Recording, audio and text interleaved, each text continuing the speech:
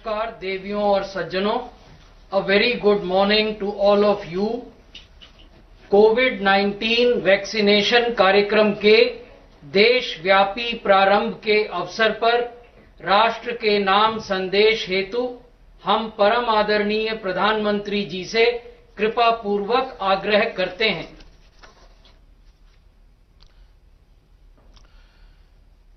मेरे प्यारे देशवासियों, नमस्कार। आज के दिन का पूरे देश को बेसब्री से इंतजार रहा है। कितने महीनों से देश के हर घर में बच्चे, बूढ़े, जवान सभी की जुबान पर यही सवाल था कि कोरोना की वैक्सीन कब आएगी। तो अब कोरोना की वैक्सीन आ गई है, बहुत कम समय में आ गई है।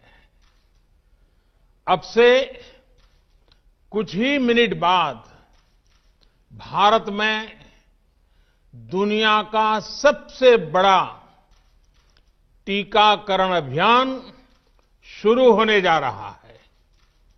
मैं सभी देशवासियों को इसके लिए बहुत बहुत बधाई देता हूं। आज वो वैज्ञानिक, वैक्सीन रिसर्च से जुड़े अनेकों लोग विशेष रूप से प्रशंसा के हकदार हैं, जो बीते कई महीनों से कोरोना के खिलाफ वैक्सीन बनाने में जुटे थे, दिन रात जुटे थे।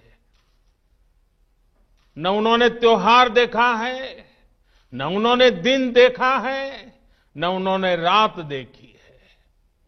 आमतौर पर एक वैक्सीन बनाने में बरसों लग जाते हैं, लेकिन इतने कम समय में एक नहीं, दो मेड इन इंडिया वैक्सीन तैयार हुई है। इतना ही नहीं, कई और वैक्सीन पर भी काम तेज गति से चल रहा है। ये भारत के सामर्थ्य, भारत की वैज्ञानिक दक्षता, भारत के टैलेंट का जीता जागता सबूत है। ऐसी ही उपलब्धियों के लिए राष्ट्रकवि रामधारी सिंह दिनकर जी ने कहा था, मानव जब जोर लगाता है, पत्थर पानी बन जाता है। भाइयों और बहनों, भारत का टीकाकरण अभियान बहुत ही मानवीय और महत्वपूर्ण सिद्धांतों पर आधारित है। जिसे सबसे ज्यादा जरूरी है, उसे सबसे पहले कोरोना का टीका लगेगा। जिसे कोरोना संक्रमण का रिस्क सबसे ज्यादा है, उसे पहले टीका लगेगा। जो हमारे डॉक्टर्स हैं, नर्सेस हैं, अस्पताल में सफाई कर्मी हैं, मेडिकल, पैरामेडिकल स्टाफ हैं, वो कोरोना की वैक्सीन के सबसे पहले हकदार हैं। चाहे वो सरकारी अस्पताल में हो या फिर प्राइवेट में, सभी को ये वैक्सीन प्राथमिकता पर लगेगी। इसके बाद उन लोगों को टीका लगाया जाएगा जिन पर जरूरी सेवाओं और देश की रक्षा या कानून व्यवस्था की जिम्मेदारी है। जैसे हमारे सुरक्षा बल हो गए, पुलिसकर्मी हो गए, फायर ब्रिगेड के लोग हो गए, सफाई कर्मचारी हो गए, इन सभी को ये वैक्सीन प्राथमिकता पर लगेगी और मैंने जैसा पहले भी कहा है, इनकी संख्या करीब करीब 3 करोड़ होती है। इन सभी के वैक्सीनेशन का खर्च भारत सरकार द्वारा उठाया जाएगा। साथियों, इस टीकाकरण अभियान की पुख्ता तैयारियों के लिए राज्य सरकारों के सहयोग से देश के कोने कोने में ट्रायल्स किए गए हैं, ड्राई रन्स हुए हैं। विशेष तौर पर बनाए गए कोविन डिजिटल प्लेटफॉर्म में टीकाकरण के लिए रजिस्ट्रेशन से लेकर ट्रैकिंग तक की व्यवस्था है। आपको पहला टीका लगने के बाद दूसरी डोज कब लगेगी, इसकी जानकारी भी आपके फोन पर दी जाएगी।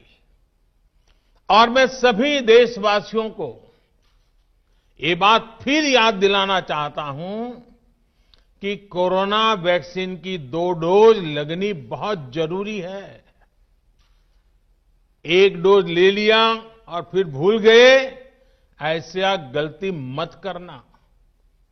और जैसा एक्सपर्ट्स कह रहे हैं, पहली और दूसरी डोज के बीच लगभग 1 महीने का अंतराल भी रखा जाएगा।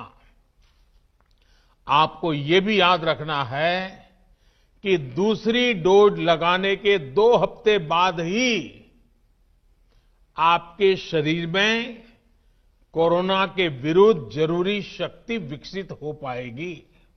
इसलिए टीका लगते ही आप असावधानी बरतने लगें, मास्क निकालकर रख दें, 2 गज की दूरी भूल जाएं, ये सब मत करिएगा।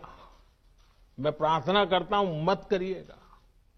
और मैं आपको एक और चीज बहुत आग्रह से कहना चाहता हूं। जिस तरह धैर्य के साथ आपने कोरोना का मुकाबला किया, वैसे ही धैर्य अब वैक्सीनेशन के समय भी दिखाना है।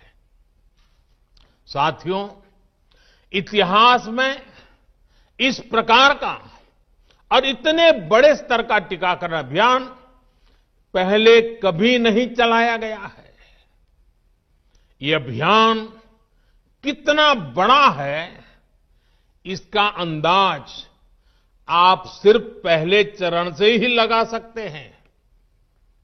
दुनिया के 100 से भी ज्यादा ऐसे देश हैं जिनकी संख्या 3 करोड़ से कम है, और भारत वैक्सीनेशन के अपने पहले चरण में ही 3 करोड़ लोगों का टीकाकरण कर रहा है। दूसरे चरण में हमें इसको 30 करोड़ की संख्या तक ले जाना है। जो बुजुर्ग हैं, जो गंभीर बीमारी से ग्रस्त हैं, उन्हें वो अगले वाले चरण में टीका लगेगा। आप कल्पना कर सकते हैं, 30 करोड़ की आबादी से ऊपर के दुनिया के सिर्फ 3 ही देश हैं, खुद भारत, चीन और अमेरिका। और कोई भी देश ऐसा नहीं है जिनकी आबादी इनसे ज्यादा हो। इसलिए भारत का टीकाकरण अभियान इतना बड़ा है, और इसलिए ये अभियान भारत के सामर्थ्य को दिखाता है। और मैं देशवासियों को एक और बात कहना चाहता हूं। हमारे वैज्ञानिक, हमारे एक्सपर्ट्स जब दोनों मेड इन इंडिया वैक्सीन की सुरक्षा और प्रभाव को लेकर आश्वस्त हुए, तभी उन्होंने इसके इमरजेंसी उपयोग की अनुमति दी है।